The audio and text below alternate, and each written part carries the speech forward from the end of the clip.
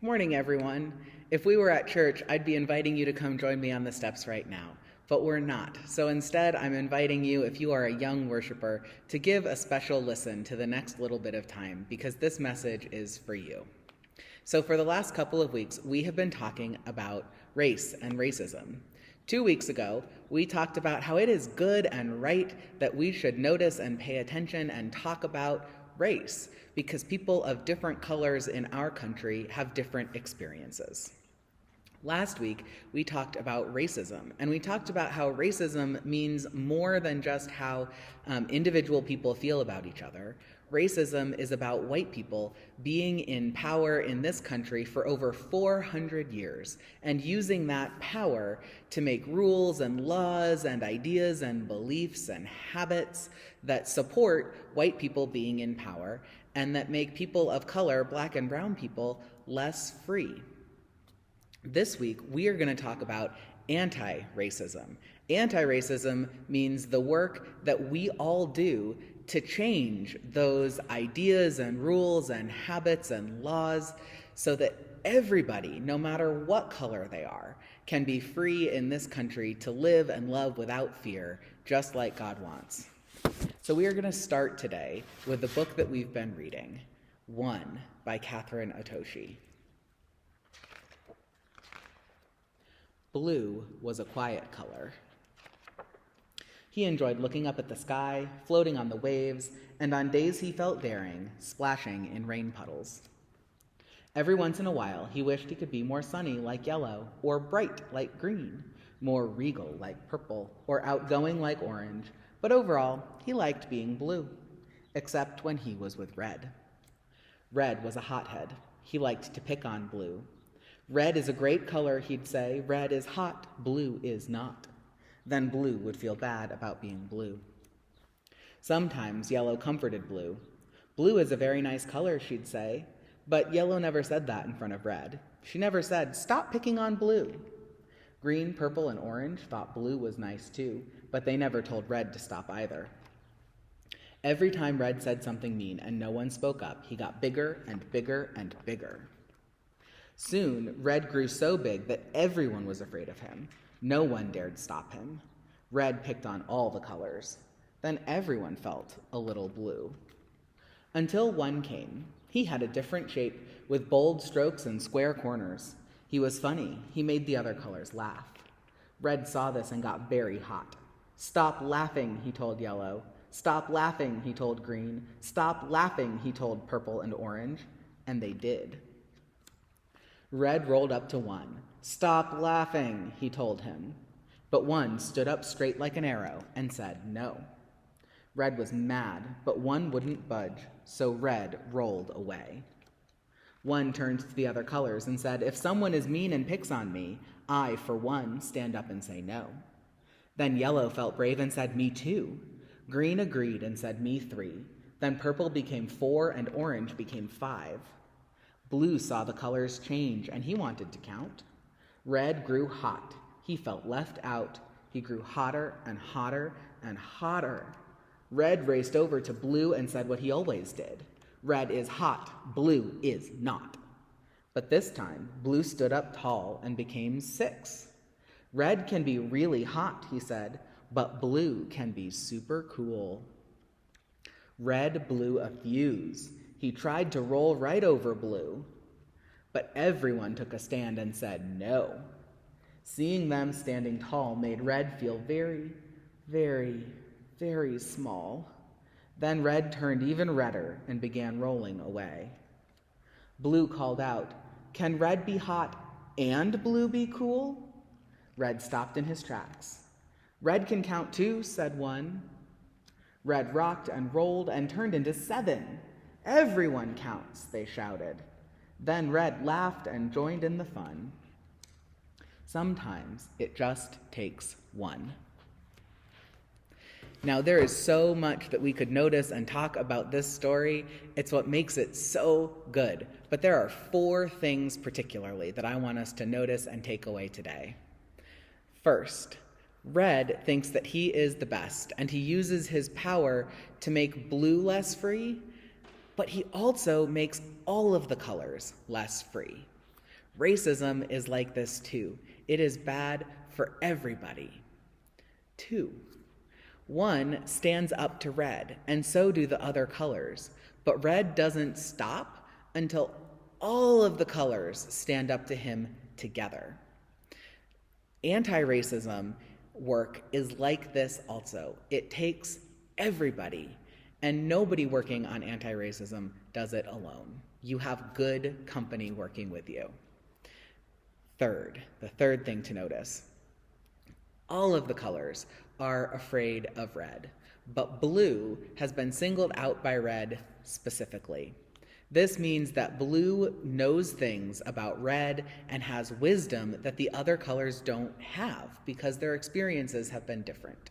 So when blue stands up to red, the other colors follow blue's lead. They don't tell blue what to do or how to do it. This is true, too, of racism and anti-racism work in the United States. For as long as there has been racism, people of color in this country have been working to get free. That means that they know things about racism and about anti-racism that white folks like me can't know because we have had different experiences. So when we show up to get involved and to try to help and to work on anti-racism together, white folks need to pay special attention to the wisdom and the knowledge of people of color who've been doing this work for a long, long time. We don't need to tell them what to do. We need to be quiet and listen and do what we're asked and follow their example because they know things that we don't. And the last one, the fourth thing. At the end of the story, the other colors let red change. Red changes his mind, and then they welcome him back into their group. Anti-racism work is like this. It's not about finding bad people and kicking them out so that all of the good people can be happy and safe. Anti-racism work is about changing minds and changing the rules and ideas and the laws of our country that make white people more free than people of color. It is so important in this work that we let people change their minds. That's exactly what we hope for. So how do we do this work? This is where it gets a little bit tricky because kids who are white and kids who are people of color need to do different things in this work, right? This is about how we have different experiences. So first, for white kids and white families and white folks, your job, I think, is to be an ally. An ally means showing up and helping, like we just talked about, and following instructions and following the lead of people of color who've been doing this work for a long time. These are some things that you can do to be an ally. You can practice noticing when the rules of the places that you are make people of color less free than white folks.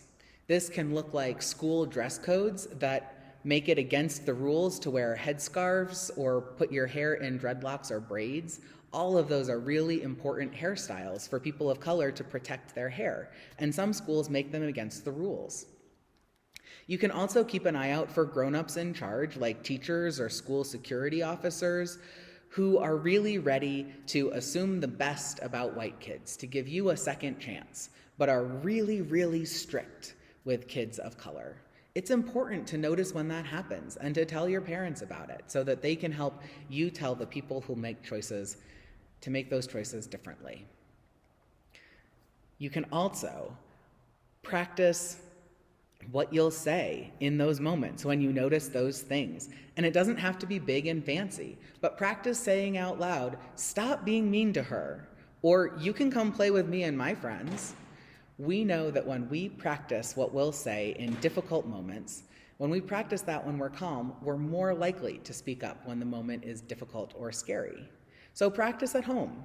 Practice with your family, practice in the mirror. Next, you can read books or watch TV or movies or listen to music that is made by artists and authors of color about characters of color. We know that one of the things that racism has taught all of our brains is that what is beautiful is whiteness and things that white people create. Our hearts know that this is a lie. We know that all people and all that they create is beautiful and holy and special. So when we look at pictures or read stories or watch movies about people of color being powerful and strong and creating beauty in the world, our brains start catching up with the truth that our hearts already know. And the last thing I'll suggest for white kids today, though there's so much more you can do, is you can think about who is in your classes. Who are the kids in the classes that you take, on the sports teams that you play on, and just give a think. If most of the kids that you spend your days and your time with are white, consider talking with your family about changing sports leagues or adding a new activity into your life so that you spend more time in diverse groups of kids. We know that this is good for everyone. We thrive as human beings when we spend time together, especially with people who have different experiences from us. And now I want to talk to our kids of color who might be listening today. I am your pastor and I love you, and I am a white person, and I can't tell you what your job is in this work. That is for you and your families to discern together. But I do have things that I hope for you. I hope that you always feel powerful and empowered to stand up for yourself, whether that is in big ways like going to a protest or in little ways, like always insisting that people pronounce your name correctly and know how to spell it. I hope that you always feel able to stand up for yourself. And I hope that you always have a community of elders of color who know what it's like to live as a young person of color in America, because they will love you, they will fill you up with power and strength and beauty to live in this world, especially on the days when it's difficult.